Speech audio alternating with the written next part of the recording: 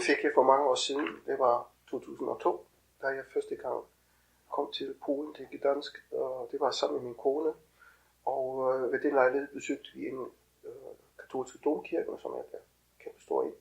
Og da vi kom ind, så kom en nonne imod os, og hun smilede til min kone. Og det var kun en brøkdel af sekund, og jeg har set den. Og altså, min kone har jo også tørklæde på, og der siger min kone, jeg tror, jeg har fået en smil, som jeg aldrig kunne få fra en protestant. Og fra det øjeblik var jeg klar over, at der må være nogen imellem de to kvinder, som jeg gerne ville kunne fotografere og gøre synligt. Og så begyndte jeg at tænke over at lave et projekt, et fotoprojekt ud af det.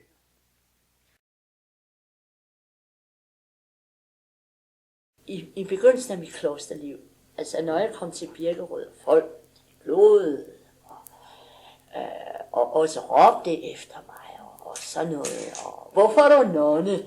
Altså sådan en rigtig gadedreng. Hvorfor er du nonne? Nu er jeg selv københavner, så jeg kan jo svare for mig, og det gør jeg. Så fordi jeg ikke kan lade være, fordi jeg faktisk godt kan lide det. Nå, det havde jeg jo så ikke regnet med det svar. Altså det er noget, jeg har valgt, og det er noget, Gud har kaldet mig til, og jeg har sagt mit ja til Gud.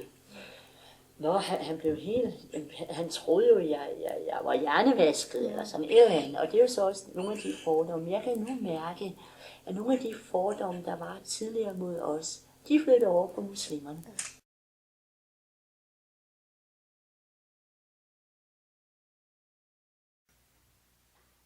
Altså, jeg voksede op i Köln i Tyskland, som en katolsk område. Min familie selv, min mor, har været protestant.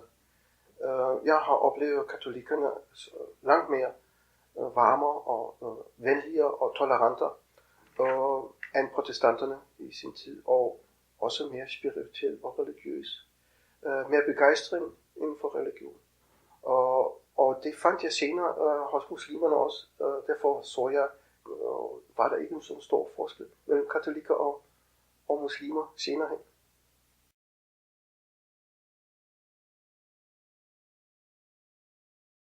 I det, at jeg er født i en muslimsk familie, har det været en selvfølge, at vi for eksempel ikke tager på diskotek, eller vi ikke drikker.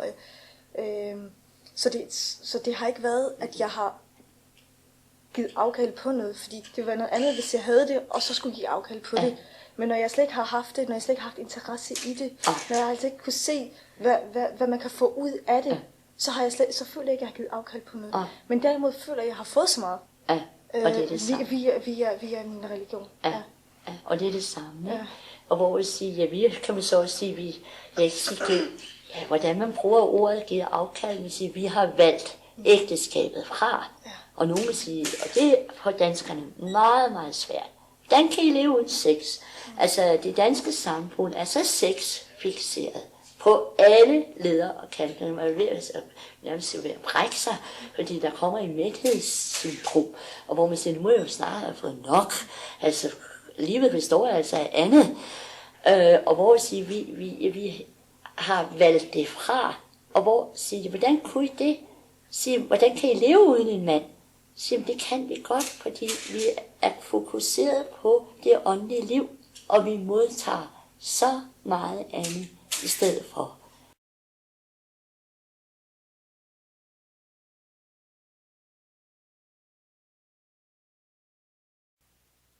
Jeg tror, at vi skal alle begge parter tage os sammen og være klar over vores fælles værdier.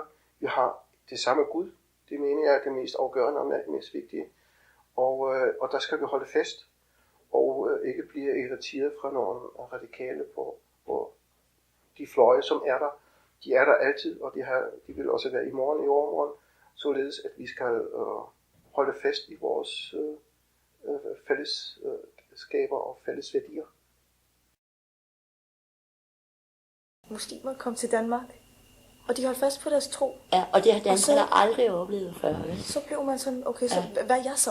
Ja. Fordi man selv så bliver man i tvivl om ens egen identitet. Ja. Præcis. Fordi man ser en, der er bevidst omkring ens vedkommendes identitet. Ja. Så det har været sundt, jeg tror, det har været rigtig sundt. Jo, og jeg tror, Jeg tror altså, hvis du og jeg var statsminister og udenrigsminister, så var der nok ikke så mange problemer. Ja, det ved jeg ikke, det er jo kun her lille og her. Men hvor netop sige, at vi har meget flere, og som sagt, vi har også været inde på forskellene. Det er der også, men respekt for det, ja. Og alligevel så også, at der er mere, der binder sammen, ikke?